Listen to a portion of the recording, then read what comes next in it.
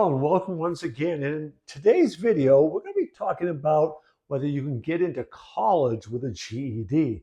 Sometimes GEDs have a negative connotation to them. Well, we'll talk in this video about how you can turn that into a powerful stepping stone into higher education.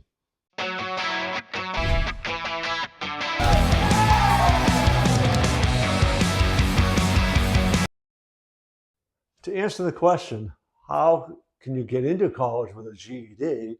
We want to be really being able to explain, do colleges accept them, right? What is that GED? We want to be talking about how you can go about showcasing your readiness for college, who you are, your story, the importance of that, getting all the recommendations, showing the colleges why you are a good candidate for their school, and for you to find the right school that's a fit.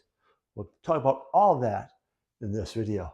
The GED, or Graduate Equivalency Diploma, is a way that was established for students to show that they've really earned a high school diploma in a non-traditional way outside of attending school. So colleges accept it. They recognize it as an equivalency to a high school diploma. Now, going that route, there's a lot of other things missing. And one of the challenges here is why kids often get GEDs is because when they were in high school, they struggled, right? Whatever was going on, they drop out of high school and then they go back to school to get their GED. So it's a graduate equivalency, showing that they met that. But because of the things that were going on in their life, those things and how they dealt with all of that, usually, and the reason I say usually is because there's data out there that shows that people who have a GED will earn less than those with a high school diploma over the course of their lifetime. And the reason that is those things that happened to them in high school that caused them to drop out in the first place to then go get the GED never really get dealt with, and they pop up throughout their life. So they're more likely to not stay on a job, more likely to have multiple jobs and be laid off, and all these other issues that keep their value down. That's what's often happens with a GED. That has nothing to do with the GED. It has everything to do with how the individual, what's going on in their life and how they're handling that, right? Other reasons people get into GEDs are to sometimes get into college earlier. This is happening more and more with athletes, right? Who are trying to get into like a junior college at a younger age so they can be eligible for the draft, or things of that sort. What you really want to make sure you're able to do, whether you have a GED or whether you got through high school and maybe had low grades or what have you, you want to be able to showcase to the colleges that you're able to handle the workload. That's the bottom line. And one way to do that is to take college courses. Let me tell you the story of Joey.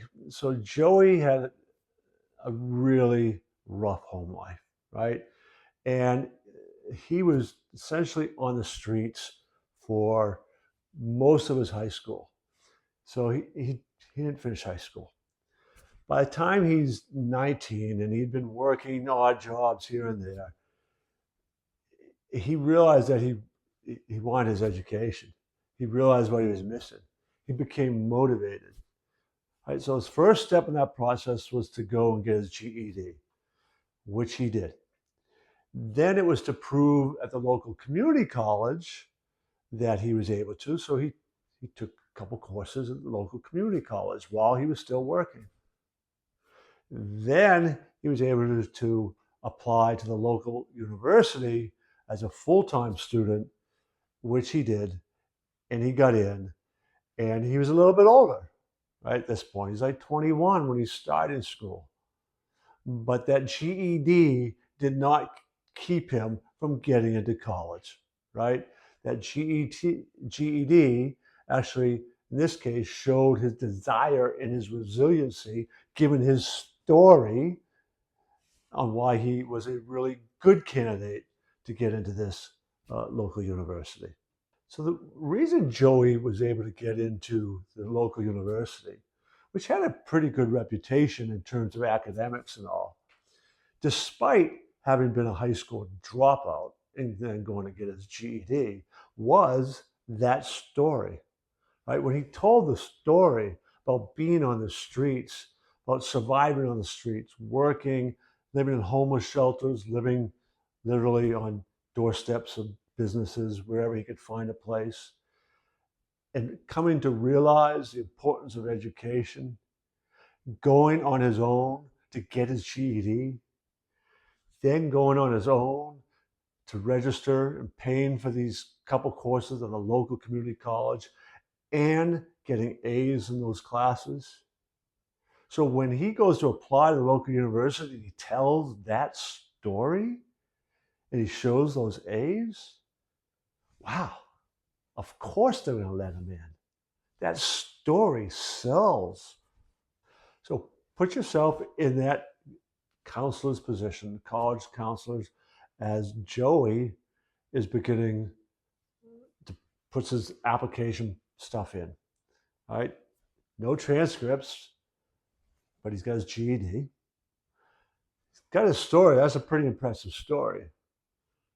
But then when he has the boss at the construction firm that he's been working construction, right, rave and review about his work ethic, about his ability to learn on the job, about how quickly he picks things up. They just need to show him once and they're able to let him go. When they're talking about his ability to, his intellect and to think and to solve problems on the job, right? That, like, what else would you be looking for? So those references, those character references of people that you meet along the way, that you've known from your past, who know your story and can attest to it, can give credence to it.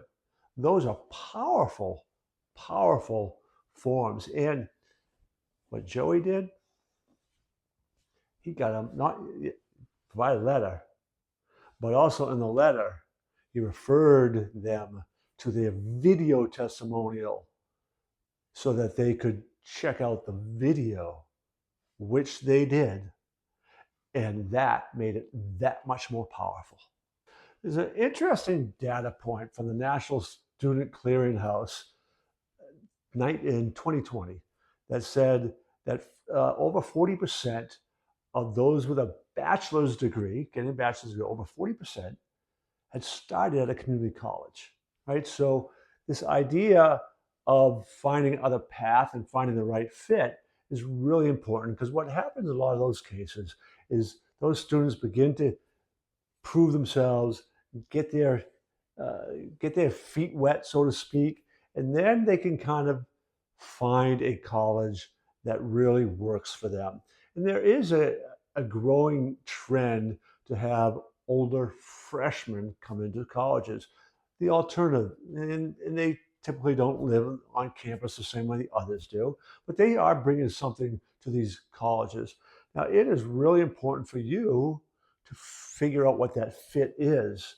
And that fit, depending on where you're at in your life, right? If you've been coming with a GED and you've done some of these things like a Joey story, are you tied to like, oh, I can only I got to stay right close to home, got to go to my local university?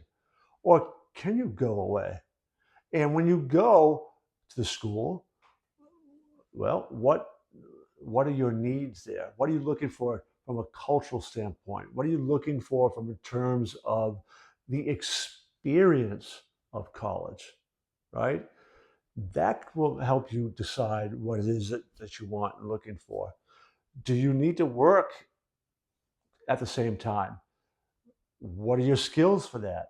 That might shape your decision. But you are looking for the culture and climate of the college, the location of it, your needs, and then what you bring to the school as well. So you're trying to find that match to the best of your ability. Well, we've just wrapped up another video. I want to encourage you, as I always do, to subscribe to our channel. Lots of videos, got more coming out too, different type of video, 5-minute videos that we're going to start producing. So I encourage you to subscribe. Also, I encourage you to register for a free masterclass. You can find that. The link will be in the description to this. And encourage you to watch The Psychology of Winning. And that's not just about sports. All right. So check that out today.